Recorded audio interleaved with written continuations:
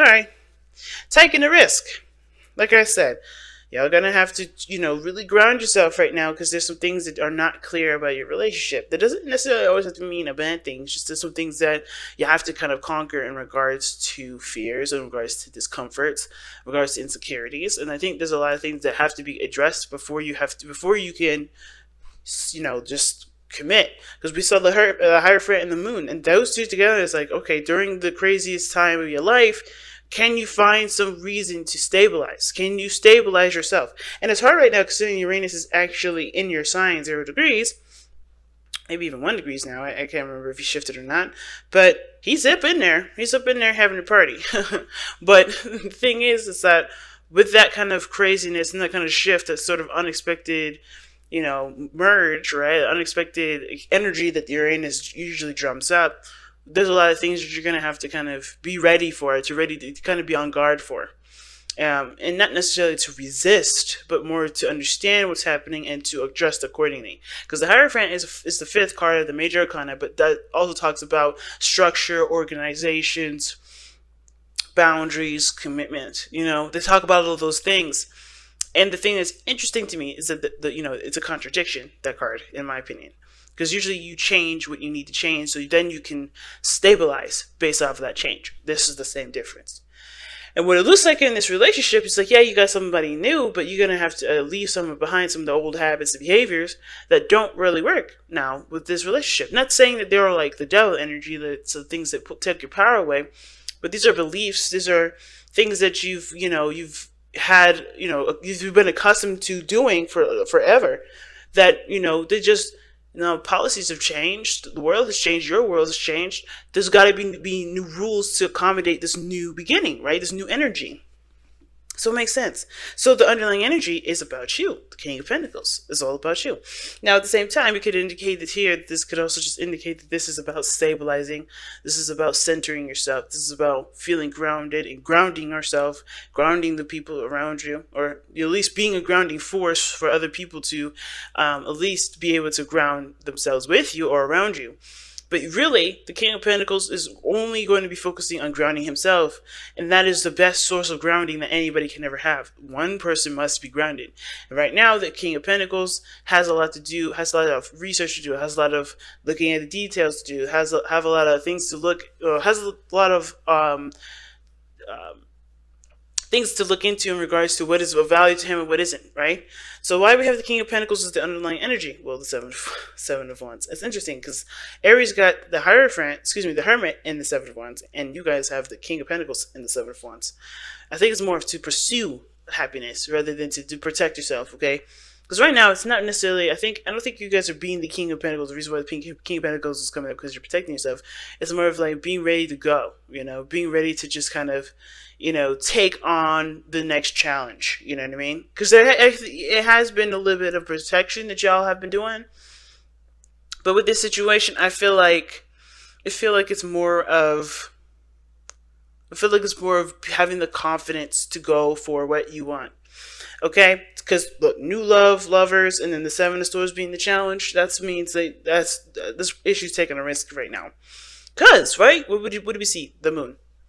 Insecurities, uncertainties, and definitely no way of knowing if something's going to completely turn out. But remember, when the Moon comes up, y'all, it's not a bad thing. It's conquering your fears of the unknown.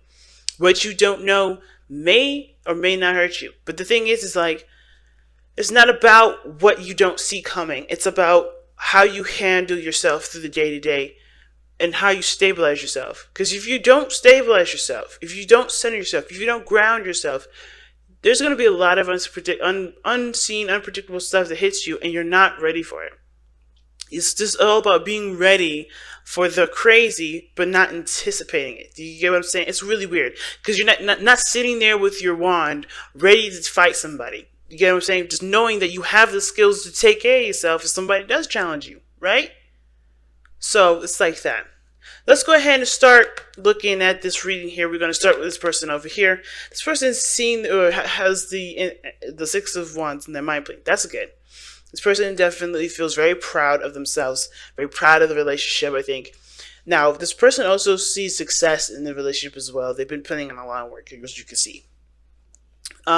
they have a lot of pride toward it too, like I said, meaning that this person feels like, they've been through a lot with this relationship. They're like veterans now, even though this is like in the middle of the whole of the whole, close to, well, not quite the middle. We're like, slightly past the middle of, this suit, right? Because there's 10 in each suit. Um, excluding the suit, the actual suit cards, the Queen, King, Knight, Page.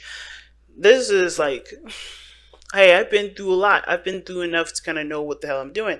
I feel good about myself. This person's got a lot of pride when it comes to this relationship. Gone through enough, gone through a lot, they feel very proud of it. Now, the other person's got the Nine of Cups, and very similar to the Aries reading, the Nine of Cups was someone's mindset too, but they're happy with everything the way they are. They're happy with how things have been. They're happy with how things are in this moment. They're also, like I said, I also kind of feel like this person's also happy, not happy, but also manifested this relationship. This is something that they've wanted. This is something that they've been trying to, get going in their life, and this is where they are. They're happy with it. They're content with it. They can't complain. At the same time, I think this person also knows what they want. At the same time, if they're not in a relationship quite yet, which kind of looks like, even though this lovers is coming up, don't mean you guys are in a relationship. I think you guys just know what you guys want. But the problem lies with what you guys are deciding. You see this? Like, you guys happy with yourself, proud of yourselves for going through the healing that you guys need to, or, going through the work that was needed to even, prosper in this relationship. But that's great. This person's very happy with their relationship. They can't complain. However, this person here is obviously showing that they have to make a decision about something, trying to weigh the pros and cons about whether or not this is something that this is something that they can, they're willing to put time and effort into. What is the value? Weighing the value of it, and the other person's trying to figure out if this is something that they can continue to push forward in, or they're trying to look for. Honestly, I think this is not really necessarily like, okay, I don't know if I can continue to put more work into this. I think they're trying to figure out what else they can do to improve the relationship. Because they have done good work and they know it, and the relationship has definitely benefited in that regard because of the work that they've been putting in. They're just having a hard time figuring out what else needs to be done. Okay, because there's nothing that needs to be done at this point, right? There's a lot of waiting, there's a lot of patience. And this person is great and happy with how well everything's improved, but there's not much they can do at this moment other than to focus and look within themselves. I think that this person is like very prideful, takes a lot of pride into putting work into something, whether that's helping people, whether that's improving some sort of project, whatever. But I don't know if this person really looks within themselves sometimes. Like, really centers themselves and looks within the self, okay? Because this is all about value. I think this person gets a lot of their worth from doing stuff. And now that there's nothing outside of them that needs to be done, they're kind of like, well, what the hell am I going to do? They're proud only, I feel like, because they've done the work. They've done a lot of things. Sure, it hasn't gotten them to where they want to be, but they're happy with it. But the thing is, too, it looks like they're getting a lot of justification from the projects that they've been putting in. Not necessarily about having pride in regards to how they're, in regards to what they're worth, So this is having a lot to do with looking back now, right? Looking at the self, looking at who they are. New love is good, but new love can only come if there is something, if there's room to receive it. And I think right now this person has kind of looked outside themselves enough to realize that this situation is no longer having anything to do with anything outside themselves. They have to look within. In order to receive this new love, in order to create new love, they have to start new love within themselves. Okay?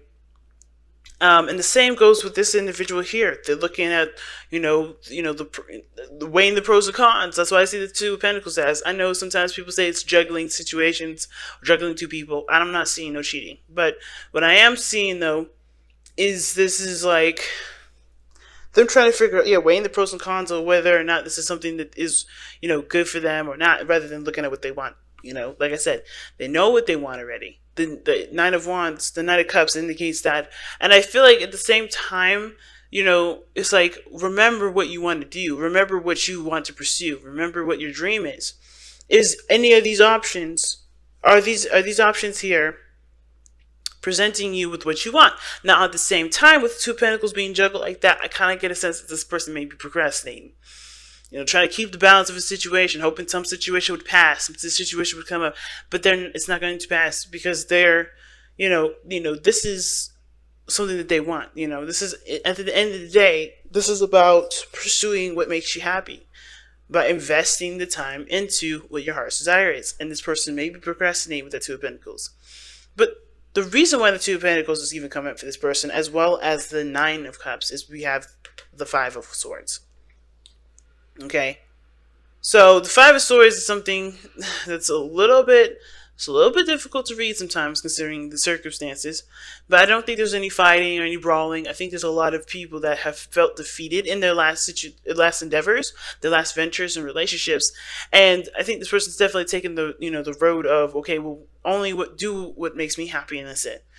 The Five of Swords can indicate too that this can it can indicate that there's not people around them that's looking to sabotage, but they're kind of conscientious of other people doing doing things that will perhaps sabotage them. But it's never ever really the other people that sabotage with the Five of Swords, in my opinion. It's always the other person, because they lose focus of what it is that they were going towards in the first place. Because the Five of Swords can indicate petty arguments, petty fights that have nothing to do with the circumstances. They're just all about winning a situation in the moment, winning an argument in the moment, which can eventually cause a bigger result to a situation than realized at the end of it. So I feel like this person's seeking to kind of get what they want, getting happiness, or finding something that is actually going to be a success, because they, like I said, they may have had some sort of falling out in the past with somebody. They may have been either cut ties with somebody, or there's some situation that made them feel like they were defeated, or they may feel like it was a failure. And that's just why they're weighing the pros and cons of whether or not, okay, this is what I want. If this relationship is what I want, is it worth pursuing? Is this something that I can actually grow and manifest into something beautiful? Two of Pentacles.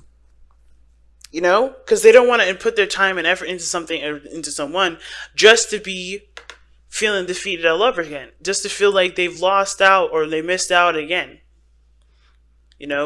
So the other person here with the Two of Cups coming up here is that, they find this relationship as the perfect partnership, right? The reason why they have the Seven of Pentacles here in the body, and then the mind being the Six of Wands. This person is very proud of themselves, very proud of this relationship. But the only issue I see is that they have a lot of focus on the relationship rather than themselves. Which is a lot of the bit, it's not really too bad. It's just that this person, is so focused on trying to improve this relationship. That's not necessarily a bad thing, okay? But there's not much they need to do. I think this person overexerts their energy a little bit because they're not receiving new love either, right? A new person has stirred romantic feelings, right? Has stirred your romantic feelings. This person is definitely going. And I feel like that because of this relationship that they deem is very perfect, that they deem is like the right person for them. It's not a bad thing, but with that kind of understanding or that kind of mindset, this person is always looking at the situation like, what do I need to do? And I think it's like, there's nothing you really need to do. Just be happy with where you are. Right? There's nothing wrong. There's nothing wrong here. Same with this person here. There's nothing wrong. There's nothing more you need to look into it. It's really basic. Do you want to be with this person or not? And it's just really trusting themselves to do what they can, do what they know they can do to make the relationship work. Right? I think I have this feeling this person feels like if they slack off, the relationship won't be as perfect as they believe it is. But it's already perfect. The relationship is very perfect. Okay? The relationship is exactly how they want it. It's perfectly fine right now. They don't need to stress. They don't need to worry about it. This is fine. And with the Seven of Swords being the crossing, I feel like that's what's going on, right? The lovers, we already know what brought you two together. True love. Love, man. Okay? Love. And this is a beautiful card to get already. Like soulmate energy already popping up. This is a soulmate investigation read, so already having a soulmate card as the reason why you guys came together. Awesome. But now the challenge is taking the risk, is taking the risk to make, to make the relationship the best it can be. And really not to be forceful, I feel like, too. Not to force the situation, not to, try to, make something happen when it doesn't need to. When everything's just fine. Let me even pull one extra card for the Seven of Swords. Yeah, man. Seven of Swords, the Nine of Cups. Taking a risk on what your heart's desire is. At the end of the day, you know what makes you happy. It's just about whether or not you're willing to allow yourself to enjoy it. Just enjoy it. Alright.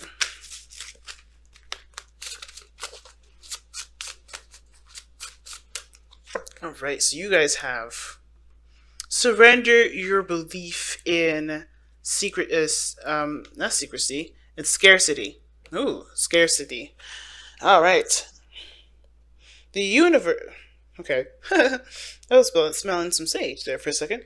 The universe is asking you to open to the infinite nature of abundance.